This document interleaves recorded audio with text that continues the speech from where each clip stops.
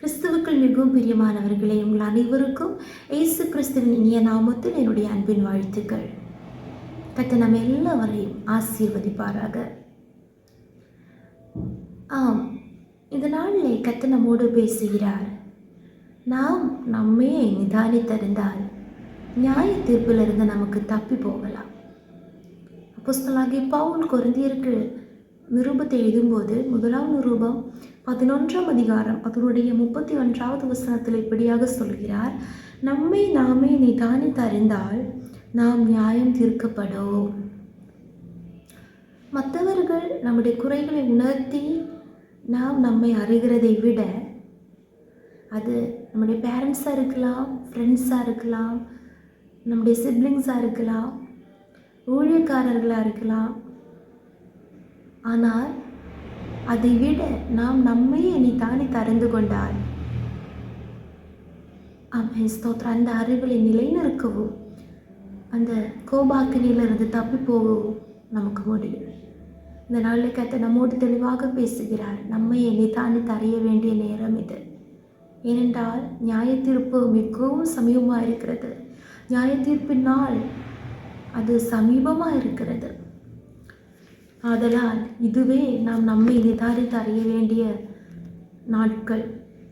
அப்போஸ்தலனாகிய பவுல் கொரிந்தியருக்கு எழுதின 2 நிருபம் 6 அதிகாரம் அதனுடைய 2வது வசனத்தில் நாம் வாசிக்கிறோம், இதோ இப்பொழுதே அனுக்கிரக காலம், இப்பொழுதே இரட்சணிய நாள், இது கிருபையின் காலமாக இருக்கிறது, இதுவே இரட்சணிய நாள், இதுவே அனுக்கிரக காலம். இப்போது நாம் நம்மை நிதானித்து அறிந்து நாம் அந்த இரட்சிப்பை பெற்றுக்கொண்டால் நிச்சயமாகவே நமக்கு நித்திய ரட்சிப்புக்குள்ளே பிரவேசிக்க முடியும், நாம் நியாயம் தீர்க்கப்படும். ஆனால் இந்த கிருபையின் காலத்தில், இந்த அனுக்கிரக காலத்தில், இந்த ரட்சிப்பின் நாளிலே நாம் சுவிசேஷத்தை தள்ளி இயேசுவின் அன்பை விட்டு மட்டுமல்ல நாமே அறியாதவர்களாக இருந்தால் நிச்சயமாகவே நாம் நியாயம் தீர்க்கப்படுவோம். எப்படி நாம் நம்மை நிதானித்து அறிய வேண்டியது?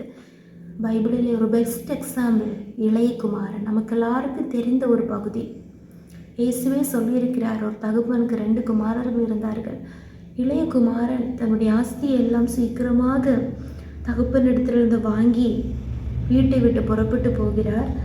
அங்கே அவர் தூர தேசத்துக்கு போய் துன்மார்க்கமாக ஜீவனம் பண்ணி எல்லா ஆஸ்திகளையும் அழித்து போட்டார். அடுத்து பெரிய கஷ்டங்கள், துன்பங்கள் அந்த இளைய மகனின் வாழ்க்கையிலே அவன் நேரிட்ட போது லூக்கா எழுதிய சுவிசேஷம் 15 அதிகாரம் அதனுடைய 17, 18, 19 வசனங்களில் அவர் இப்படியாக சொல்லுகிறார், அவனுக்கு புத்தி தெளிந்த போது அவன், என் தகப்பனுடைய கூலிக்காரர் எத்தனையோ பேருக்கு பூர்த்தியான சாப்பாடு இருக்கிறது, நானோ பசியினால் சாகிறேன், நான் எழுந்து என் தகப்பனிடத்திற்கு போய், தகப்பனே, பரத்துக்கு விரோதமாகவும் உமக்கு முன்பாகவும் பாவம் செய்தேன், இனிமேல் உம்முடைய குமாரன் என்று சொல்லப்படுவதற்கு நான் பாத்திரன் அல்ல, உம்முடைய கூலிக்காரரில் ஒருவனாக என்னை வைத்துக் கொள்ளும் என்பேன் என்று சொன்னார். அப்போது அவருக்கு ஒரு புத்தி தெளிந்த போது அவருக்கு ஒரு உணர்வு வருகிறது. அவரே அறிகிறார், நான் பாவம் செய்தேன். யாருக்கு விரோதமாக? தகப்பனுக்கு விரோதமாகவும் பரத்துக்கு விரோதமாகவும். பிரைஸ் தி லார்ட், ஹல்லேலூயா. அப்படியே சொல்லுகிறார், நான் பாவம் செய்தேன் என்று அவர் அறிக்கையிடுகிறார். அறிக்கையிட்டு விட்டு விடவில்லை, அவர் அதுபோல செய்கிறார். அதனுடைய 20 வசனத்தில் எழுந்து புறப்பட்டு தன் தகப்பனிடத்தில் வந்தார்.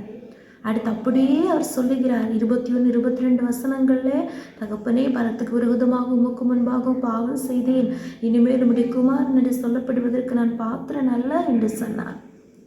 ஆனால் அங்கே அவனுடைய தகப்பன் மனதுருகியோடு அவன் கழுத்தை கட்டிக்கொண்டு அவனை முத்தம் செய்து உயர்ந்த வஸ்திரங்களை கொண்டு வந்து அவனை உடுத்தி மோதிரத்தையும் பாதரட்சியும் கொடுத்த கன்றுகளை கொண்டு வந்து அடித்து புசித்து அவர்கள் சந்தோஷமாக இருந்தார்கள் என்று நாம் வாசிக்கிறோம். எப்படி இந்த துன்மார்க்கமாய் வாழ்ந்த இந்த மனுஷனுக்கு இவ்வளவு சந்தோஷம், இவ்வளவு கனம், இவ்வளவு ஆசீர்வாதம் கிடைத்தது? அவர் அந்த நேரத்தை அப்படியே நல்ல முறையில் உபயோகித்தார். அவருடைய புத்தி தெளிந்த போது அவர் திரும்ப அவருடைய இருதயம் கடினப்படவில்லை. Price the Lord. நான் பாவம் செய்தேன். பல நேரங்களில் நாமும் அதை எப்படி நம்ம அறிவோம், ஆனால் நாம் தேவனிடத்திலே சொல்லுவோம் இல்லையா, அப்பா, நான் பாவம் செய்தேன், என்னிடத்துல மன்னியும், அப்படி நாம் சொல்லும்போது தேவனிடத்திலே நாம் சொல்ல வேண்டும், மனிதர்களிடத்திலேயும் அந்த சம்பந்தப்பட்ட நபர்களிடத்திலே நாம் போய் மன்னிப்பு கேட்க வேண்டும். ஹல்லேலூயா. அதுதான் யதார்த்த பாவ அறிக்கை. இந்த இளைய மகன் அப்படியே சொல்லுகிறார், தகப்பனுக்கு விரோதமாகவும் பரத்திற்கு விரோதமாகவும். Praise the lord. ஆனால் அவர் சொன்னது மட்டுமல்ல, அப்படியே அவர் செய்தபோது அவருடைய வாழ்க்கையில் பெரிய சேஞ்சஸ் வந்தது. அப்படி என்றால் பிரியமான தெய்வ பிள்ளைகளை, இன்றைக்கு ஆமென் ஸ்தோத்திரம், எவ்வளவு நாள் இப்படி போகும்? நிச்சயமாகவே நாம் நம்மை நிதானித்து அறிந்து காலம் இனி அதிகம் செல்லாது, கர்த்தருடைய வருகை மிகவும் சமீபமாக இருக்கும்போது அந்த அன்புள்ள தகப்பனிடத்திலே போய், அப்பா நான் பாவம் செய்தேன், இன்னென்ன குறைகள் என்னுடைய வாழ்க்கையில் வந்தது, என்னோட மன்னியுங்க என்று சொல்லி நாம் நம்மையே நிதானித்து அறிந்து நம்முடைய குறைகளை உணர்ந்து திரும்புவோமாக. நிச்சயமாகவே நாம் நியாய தீர்ப்புக்குள்ளே போக மாட்டோம். கர்த்தர் அந்த நியாய தீர்ப்பிலிருந்து நமக்கு ஒரு விடுதலை தருவார். ஹல்லேலூயா. இந்த நாளிலே கர்த்தர் நம்மோடு ஒவ்வொருவரோடு இந்த வசனத்தை பேசுகிறார். ஏனென்றால் கர்த்தரிடத்திலே முகபட்சம் இல்லை, பட்சபாதம் இல்லை. ஹல்லேலூயா. நம்ம எல்லாரும் அவருக்கு முன்பாக நாம் எல்லாரும் ஒன்றாக இருக்கிறோம். ஸ்தோத்திரம். அதனால் ஒவ்வொரு நாளும் நம்மையே நாம் சோதித்தறிய வேண்டும். அதுதான் சங்கீதக்காரன் சொல்கிறார், வேதனை உண்டாக்கும் வழி என்னிடத்தில் உண்டோ என்று பார்த்து நித்திய வழியில் என்னை நடத்தும். நம்முடைய வழி நம்ம கேட்டுக்கு போகிற வாசலாக இருக்கலாம், ஆனால் நம்மை வேதனை உண்டாக்குகிற வழி என்னிடத்தில் உண்டோ என்று நாம் நம்மை நிதானித்து அறியும் போது, அதை அறிந்து நாம் மனம் திரும்பி நாம் இயேசுவினிடத்தில் கடந்து வரும்போது நிச்சயமாகவே அந்த நித்திய வழியிலே நாம் நடந்த இந்த பரலோக சந்தோஷங்களை அனுபவிக்க கர்த்தர் நமக்கு கிருபை செய்வார். இந்த வசனத்தின்படியே இந்த வசனத்தை கேட்டுக்கொண்டிருக்கிற நம்ம ஒவ்வொருவரையும் கர்த்தர் ஆசீர்வதிப்பாராக. ஆமென். ஜெபிப்போம். இயேசுப்பா ஸ்தோத்திரம். எங்களை அளவில்லாமல் நேசித்து வழிநடத்துகிற எங்கள் அன்பன் பரலோக பிதாவே, ஆசீர்வதிக்கப்பட்டதான இந்த காலை வேளைக்காக நாங்கள் நம்மை துதிக்கிறோம், ஸ்தோத்திரிக்கிறோம். ஆமாண்டவரே, இந்த வசனத்தின்படியே நாங்கள் ஒவ்வொரு நாள் எங்களை நிதானித்து அறிந்து கர்த்தாவே ஸ்தோத்திரம் ஸ்தோத்திரம், நியாய தீர்ப்பின் நாளிலே கர்த்தாவே நாங்கள் கர்த்தாவே ஸ்தோத்திரம் ஸ்தோத்திரம், கோபாக்கினியிலே கர்த்தாவே அப்பா ஸ்தோத்திரம், நியாய தீர்க்கப்படாதபடிக்கு கர்த்தா இந்த நாட்களிலே அப்பா இப்பொழுதே மனம் திரும்பி கர்த்தாவை உமக்கு உகந்த பாத்திரங்களாக நம்முடைய சித்தத்தின்படி செய்கிறவர்களாக நாங்கள் மாற உதவி செய்யுங்க ராஜா. எங்களை முற்றிலுமாக எங்கள் ஆவியாத்தும சரீரம் எங்களை ஒப்பு கொடுத்து செபிக்கிறோங்க தாவே. ஏசப்பா, அந்த நாளில் நீர் தந்த வாக்குத்த வசனத்திற்காக ஸ்தோத்திரம்.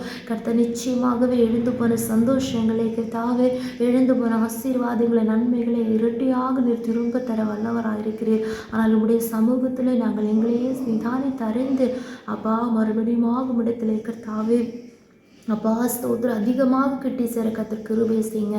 வசனத்தின்படியே எங்களை ஒவ்வொருவரையும் ஆசீர்வதிங்க. ஜெபத்தை கேட்டபடியால் ஸ்தோத்திரம். இயேசு கிறிஸ்துவின் நாமத்தினாலே ஜெபிக்கிறோம் எங்கள் ஜெபத்தை கேளு நல்ல பிதாவே. ஆமென் ஆமென் ஆமென். கர்த்தர் இந்த வசனத்தின்படி நம்ம ஒவ்வொருவரையும் ஆசீர்வதிப்பாராக. ஆமென்.